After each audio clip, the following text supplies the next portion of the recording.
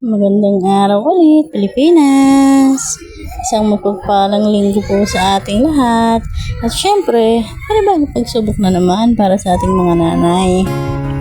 Ano nga po mga kaanak, humupa-hupa na yung tubig yung nakakaraan eh.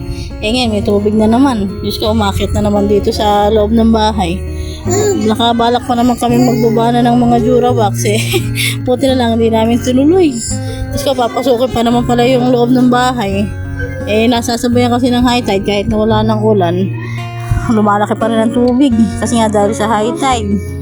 Yan yung sinasabi ko nung nakakaraan na talagang matagal ang tubig na yan kasi ang dating ng tubig parang inaabutan lang ng mga high tide nasabayan pa nga diba ng bagyo na nakakaraan.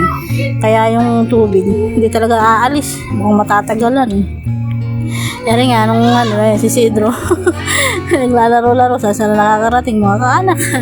Gumagapang na sa bunga kaya lang hindi nga siya ganong basa pa dito sa kabilang side ng ng sala. Gusto na niyang nagagapang. Kasi habang naglalaro nga si Bossing dito sa loob, si nanay nag-iisis nga sa labas kasi nga medyo lumitaw-litaw na yung hagdanan namin Tapos sabi ni nanay iisisin niya na kasi maglulumot, madulas. Kahit doon sa daanan na yun, mararamdaman mo pag nakatapak ka, parang madulas na kasi nga hindi ba sa sobrang tagal naman ng tubig, nilulumot na yung simento. Diyos ko, nakakadulas din naman pagka lalo yung tsinelas mo madulas yung madidisgrasya ka pa. Iniisis nga niya kahit na may tubig para daw yung lumot sumama na sa Agos. Napaka nandiyan si nanay ako hindi ko maiisis yan kasi nga let me si Sidro nangingilala.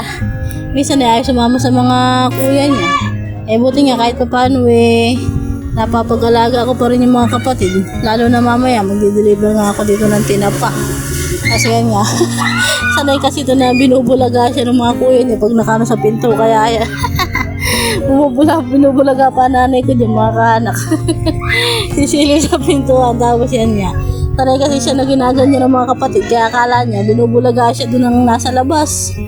Ayan, kung makikita niyo mga kaanak yung tubig malinaw kasi nga high tide na lang yan Mamaya yan lulubog na naman yung iniisis ng nanay ko na hakbangan na yun mga kaanak. Napakalaki ng high tide buong August mag-high tide na naman.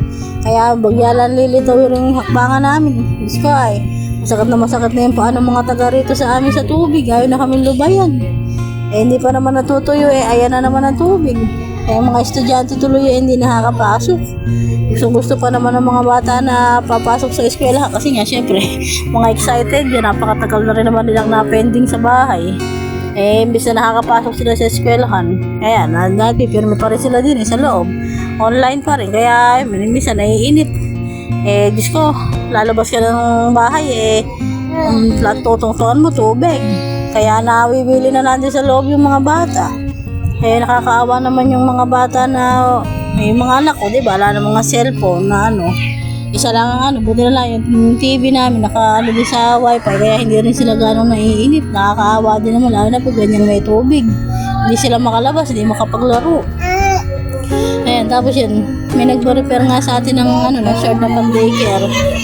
Tinanggap na natin at pambili din ng biskwit ni Bossing. May nagpapa-repair sa amin. Sabi ko pupunta na lang sa amin kasi nga malaki nga ang tubig. Hindi ko naman ganong hindi naman mahahatid, hindi rin naman ma-deliver yung mga tahi. Buti na lang ring daycare, wala pa naman silang pasok. Kaya sabi ko tatahiin ko na hanggang kung wala pa akong ginagawa. Tsaka wala pang tubig dito sa loob namin. Kasi nung nakakaraan nga, may tubig din hindi ako makapanahi. Buhat naman nung nawala ng tubig, bigla namang nagkapasok yung iba, lalo na yung mga nasa private school. Buti na lang kami nung nagkapasok, wala ng tubig dito sa loob, nakapanahi ako ng isang may nagpatahi kasi nung narush na pantalon, yung pang-aral nga kasi nga, bigla nga nag-announcement na may pasok na daw ang private sa CI. Buti na lang ito yun na dito sa loob ng bahay. Kasi rin nga yung short ng daycare, pinaliliitan lang naman itong mga kaanak, tsaka yung sa bewang. Pinapuputulan na lang yung laylaya kasi nga masyado daw mahaba. Eh buti nga kahit pa paano may makina tayo eh, yung mga gamit din ng mga anak ko, tatahiin ko pa rin. Eh, ibang ang paldang ni Nicole, hindi ko pa nagagawa kasi nga buhat nung nag-high tide, hindi naman na kami nakapanahi. Siyempre, may tubig nga sa loob ng bahay. Tapos, nga, pinalagaan ko muna nga si Zero dyan sa kuya niya. Eh, iyak nga ng iyak. Pagka binababa ko palay din ng iyak. Tinotoyo. Nakingilala na nga kasi eh. Itong madali lang namang magtupi ng nasa lawal eh. Kaya lang uulitin ko to mga kaanak kasi nga hindi ko ako na yung wala kasi ako sinulid na pula. Trinay ko lang yung isang sinulid ko kung hindi ganong kita sa short, kaya lang medyo napangitan ako kasi nga kitang kita siya. Kaya yan, bibili muna ako ng sinulid na pula dyan tapos uulitin ko na lang. Kasi rin nga nung kinahapunan, pipick up tayo mga kaanak ng tinapa. Yung mga de-deliver natin. Marami kasing order na tinapa na tamban. Napakasarap nga ng tinapa mga kaanak. Matagal na rin ako hindi nagtitinapa kasi nga hindi kami nakapuntang kanto. Wala naman kaming motor. Doon lang naman mas madalas may tindang tinapa. At saka kaya lang nabibili ng tinapa sa minsan hindi masarap. Minsan luma. Tapos yung iba parang nilalaga na lang, hindi na pinapausukan. Eh yung binebenta ng tinapa na yan, masarap. Kasi nga, umorder naman uli yung mga nakabili na nasarapan nga sila. E buti nga ako nagkaroon ulit. Kaya kumuha na ako, nagpa-order nga ako. Kasi rin nga yan, tinutulungan nga ako ni Nicole niya mag-kilo. Sabi ko, mag-deliver. Siya din ang magde-deliver niyan, mga kaanak. Yung mga malalapit dito sa gawin namin, siya nag-deliver. Sila ni Shelo.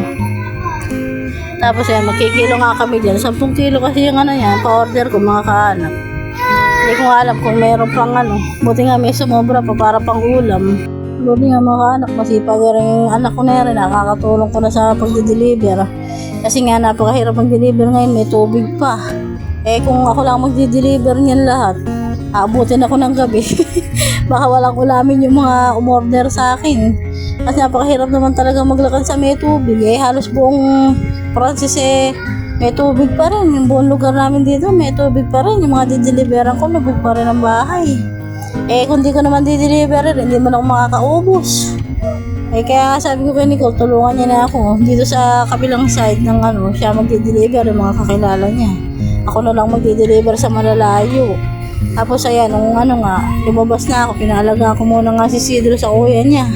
Para ako makapag-deliver na ako, nang hiram lang ako ng bike. Kasi kung hindi ako magbabike, napakalayo na ka rin, may deliver pa ako sa malayo.